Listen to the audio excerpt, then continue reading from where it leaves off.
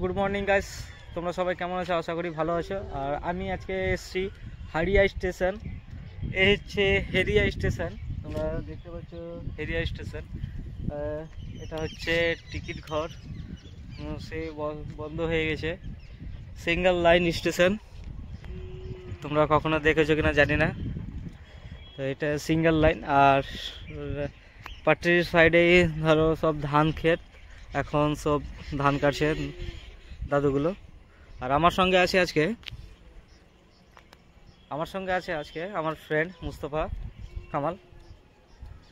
গত 4-5 দিন থেকে আমি আর আমার ফ্রেন্ড মুস্তফা কামাল দুজন একসঙ্গেই আছি।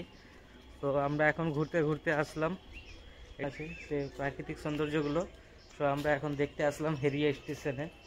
তো তোমরা দেখতেই পাচ্ছ খুব ছোট একটা স্টেশন। এই স্টেশনে সেরকম ট্রেন দাঁড়ায় না, একটা দিনে একটা দুটো ট্রেন দাঁড়ায়। তো তোমরা দেখতেই পাচ্ছ চারিদিকে শুধু শুধু ধান ক্ষেত।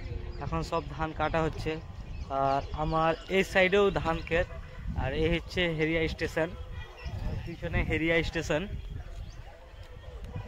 খুবই একটা ছোট স্টেশন। আর এদিকে হচ্ছে হ্যান্ডসাম মুন্ডা মুস্তফা, আমার ফ্রেন্ড।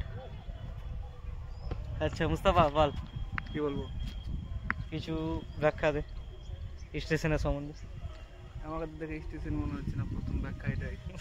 আচ্ছা, দেখে স্টেশন মনে হচ্ছে না, ঠিক আছে। হ্যাঁ, সবারই দেখে কারোরই মনে হবে না যে এটা স্টেশন।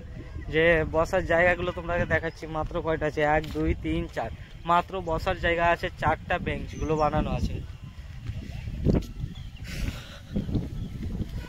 এই যে হেরিয়া স্টেশন, এই যে এইগুলো আছে মাত্র 4টা।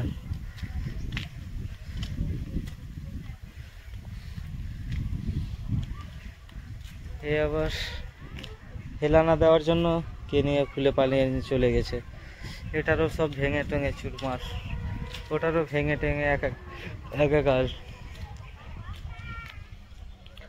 আর এই রাস্তা দিয়ে চলে যাচ্ছে সামনে। সো